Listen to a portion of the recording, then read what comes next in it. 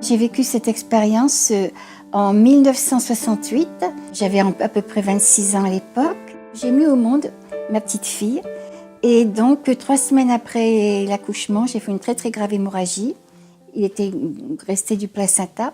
Et on a dû me faire une hystérectomie d'urgence, c'est-à-dire l'ablation de l'utérus.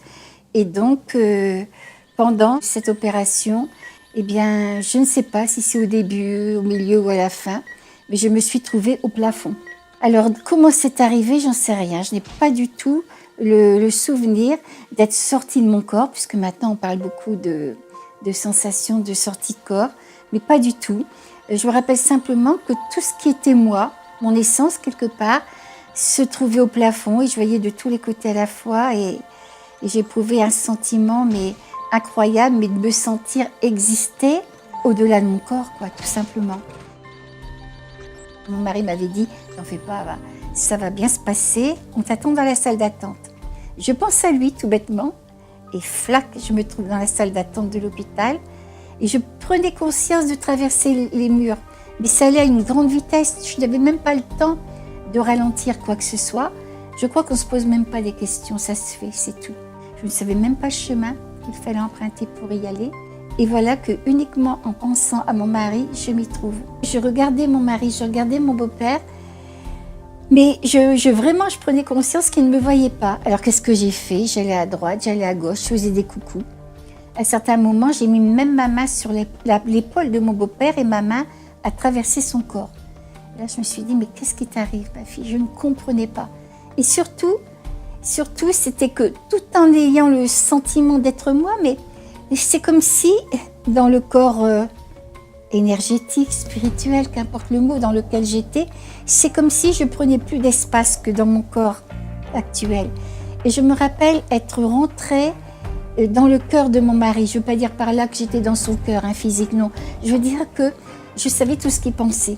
Je lui ai reproché de ne pas s'être fait du souci pour moi pendant le temps où il était donc dans la salle d'attente. Alors après, je ne sais pas. Je me suis trouvée dans un abîme de ténèbres, de silence. C'était le néant à l'échelle universelle.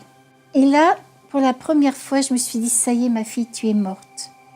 Et puis pourtant, c'était pas possible que je sois morte, parce que pour moi, la mort, ça représente l'arrêt de tout, quoi, de toutes les fonctions cérébrales.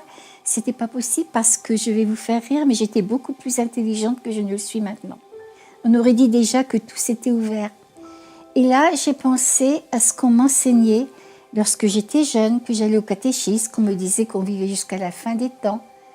Et une panique m'a pris. Et au loin, j'ai vu une pointe d'aiguille de lumière, simplement ça, une toute petite étoile.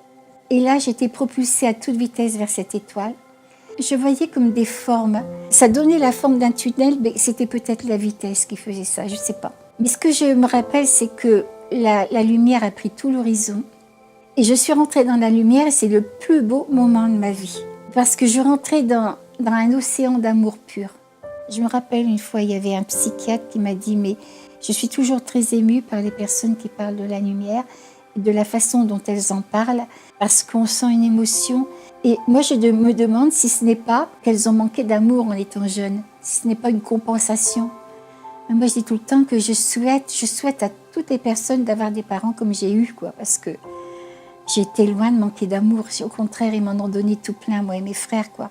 Mais là, je ne sais pas vous dire, cet amour-là, c'est un amour qui comble, qui restaure. On devient amour, tout simplement. On devient amour. Et j'étais dans une plénitude de paix, de compréhension, je ne peux pas vous expliquer. Dans cet état-là, dans cette lumière-là, j'ai su que j'étais éternelle et que je vivrais toujours. On le sait, voilà, c'est comme ça. Je prenais conscience du mot « je suis ». C'était comme si j'étais unie à la vie qui était partout dans l'univers, que je devenais cette vie-là et qu'il n'y avait que ça, quoi. Mais à un certain moment, c'est comme si tout l'univers s'est mis à m'apporter sous la forme d'un homme, d'un être magnifique. Je dirais tout le temps que notre cœur connaît. Il ne s'est pas présenté, mais que notre cœur connaît. Et cet être-là m'a dit simplement « Comment as-tu aimé et qu'as-tu fait pour les autres ?» Oh, ces 2 phrases toutes simples, mais c'est tellement profond quelque part, tellement profond. Et donc, pendant qu'il me disait ça, on me montrait, certainement sous forme symbolique, je suppose, toute l'humanité avec les bras levés au ciel et qui implorait. Et je ressentais toute la souffrance de l'humanité. Et je me rappelle que j'ai vu des êtres qui m'ont accueilli. Ces êtres-là, dans mon cœur, je les appelle des guides. Ils voyaient en moi comme un livre ouvert. Je ne voulais leur montrer que les bons aspects de mon caractère, mais je savais qu'ils savaient tout de moi. Je me suis trouvée dans un jardin. C'était magnifique. Bien sûr, il y a des beaux parcs sur la terre.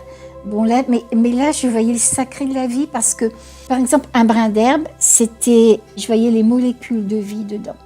Je me suis assise près d'un ruisseau, mais c'était de la lumière d'eau.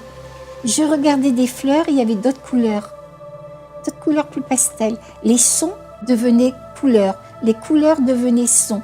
Il y avait une unité dans tout ça.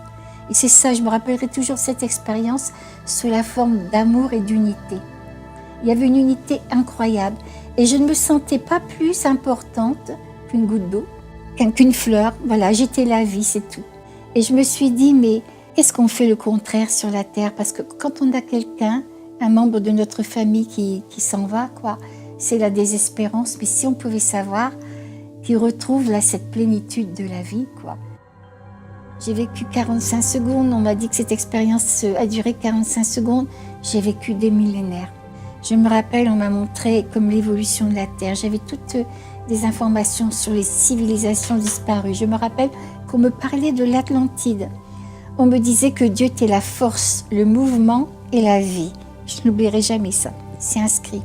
Que tout ce qui va dans le sens de l'unité, c'est bien. Que ma vie par rapport à l'éternité, ma vie actuelle, c'est un battement de paupières. Voilà, c'est tout, dans ma vie, c'est tout par rapport à l'éternité.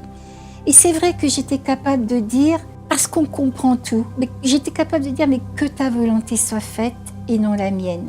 Et puis, on me disait aussi que la vie était partout dans l'univers. On me montrait la réalité d'autres humanités. Et on m'a montré aussi que nous étions à la croisée des chemins. J'ai vécu cette expérience donc en 1968. Mais on me disait qu'il y aurait comme un chômage qui s'étendrait sur le monde entier. Tout était florissant pourtant à l'époque. Et on me parlait d'une peste qui s'étendrait sur le monde entier. Et donc on me montrait tout ce qui risquait d'arriver sur cette terre si on ne changeait pas. Et le si pour moi, il est déterminant. C'est notre part de liberté quelque part. Et on me montrait des choses qui malheureusement s'actualisent en ce moment, c'est-à-dire des tremblements de terre, des problèmes avec la nature, tsunamis, etc. Mais surtout, ce que j'ai vu et qui m'inquiétait, c'est l'émergence d'une violence inouïe. Cette violence m'a fait peur. Et donc, quelquefois, il m'arrive de dire qu'on en est tous responsables quelque part. Et là, j'ai vu ce que serait ma vie quand je reviendrai, entre le moment où je revenais et le moment où je partirai définitivement. Et j'ai vu que j'aurais beaucoup d'épreuves et de souffrances et je me suis vue pleurer bien des fois. Et là, je me suis dit, mais qu'est-ce que j'ai donc fait à Dieu pour mériter toutes ces épreuves, toutes ces souffrances? Et on m'a dit qu'avant de naître, je les avais acceptées parce qu'à travers elles, je grandirais. Et là, je vous assure que c'est encore peut-être une partie égoïste en moi. J'ai demandé que me soit donné en une seule vie ce qu'il me restait à vivre dans d'autres vies sur cette terre, parce que pour moi, la terre, c'est vraiment l'enfer. Je ne voulais plus revenir. Et on m'a dit qu'on ne pouvait me donner plus que mes épaules ne pouvaient supporter.